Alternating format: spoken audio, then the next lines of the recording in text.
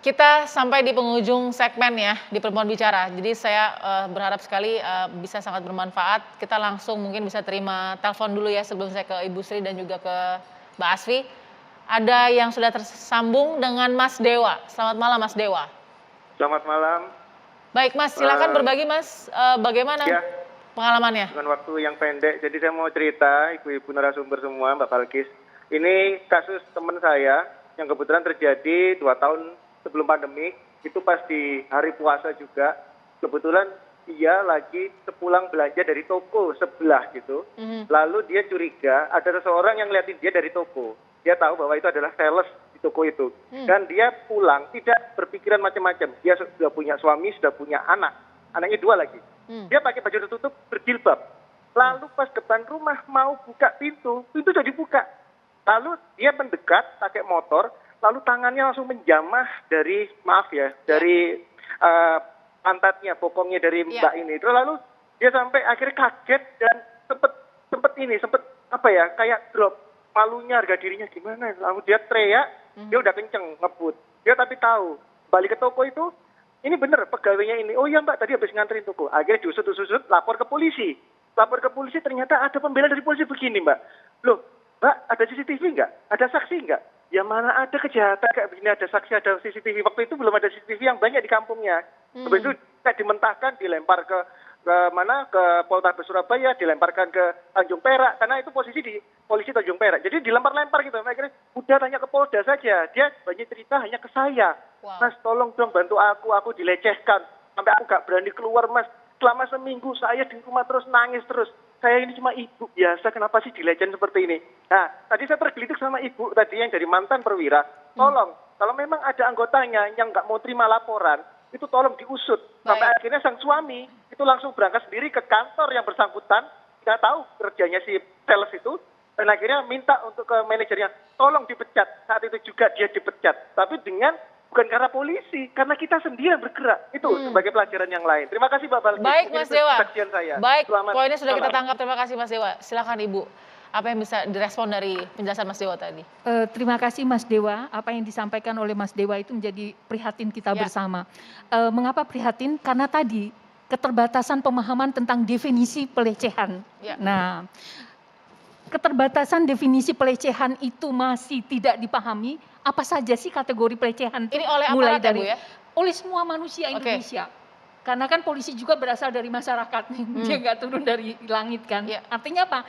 Konsep pelecehan ini perlu. Nah barangkali ini adalah stakeholder di perguruan tinggi atau di pendidikan ya. Kementerian Pendidikan, ini sudah mulailah diperkenalkan, masuklah ke kurikulum. Kalau di Polri sebenarnya sudah masuk ke kurikulum, tetapi karena mindsetnya itu lebih banyak, hanya ada sekian 20 jam pelajaran, itu tuh dia cukup merubah pengetahuan tidak cukup merubah pengetahuan dia tentang itu untuk melaksanakan penegakan hukum. Bukan penegakan hukum berbeda, pemahaman dulu supaya dia tidak menjadi pelaku, bagian dari pelaku pelecehan. Nah tadi ketika dia tidak menerima laporan itu kan bagian dari perilaku pelecehan juga kan, pelecehan terhadap hak pelaku. Pak Dewa, jadi mohon maaf Bu, tidak menerima laporan korban pelecehan seksual adalah pelecehan juga? Iya, bagian dari perbuatan pelecehan juga.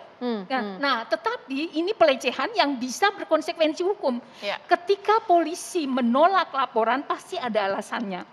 Kalau alasannya tepat, benar adanya. Tadi alasannya nggak ada CCTV, Bu, nggak ada saksi. Nah, sekarang konsekuensi dari perbuatan hukum itu kan ada persyaratan formalnya. Tetapi kan idealnya yang diharapkan polisi kan menjadi pengayom. Semestinya tidak serta-merta menolak, membantu memfasilitasi, mempertemukan antara korban, kan ini polisi wilayah. Nah itu, kalau seandainya ada kejadian seperti itu, sekarang tidak dimungkinkan hidup, karena itu bisa dilaporkan ke kode etik atau ke propam. Nah itu, jadi sekarang polisi terus berbenah. Terus berbenah, jadi penolakan laporan itu secara normatifnya. Karena memang tidak bisa diproses secara hukum. Karena minimal harus ada 2 alat bukti. Nah itu persoalannya. Nah, tetapi kan ada jalur lain. Jalur melalui secara musyawarah. Contoh tadi, Jangan sampai suami yang turun tangan. Kalau memang dia berbuat, mungkin dipecat dulu. Kalau dia mengaku di situ berarti kalau dia sampai mengaku perbuatannya berarti kan ada keterangan. Oke. 2 bukti terpenuhi gitu loh. Baik. Itu maksudnya. Nah, Oke. satu lagi Mbak, pada kesempatan ini judul ini belum terjawab. Lawan. Nah, satu hal tadi sudah disampaikan oleh Mbak Zoya. Ketika korban berani bicara, berarti korban itu sudah menjadi pejuang. Ketika dia berani berbicara, dia tidak lagi menstimuli atau membiarkan korban itu bergentayangan. Iya. Setidak-tidaknya mengerem korban, kemudian membangkitkan keberanian orang-orang lain, dunia di luar sana, untuk berani berbicara.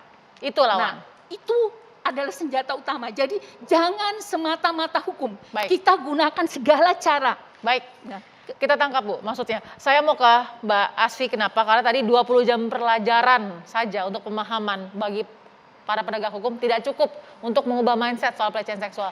Mbak Asfi ada data apa tentang tadi, education tadi? Iya, jadi data-data yang saya sebutkan tadi, pelakunya itu 4 teratas itu mahasiswa, karyawan swasta, wira swasta, dan dosen. Dengan pendidikan, pasca sarjana itu ada 57 orang.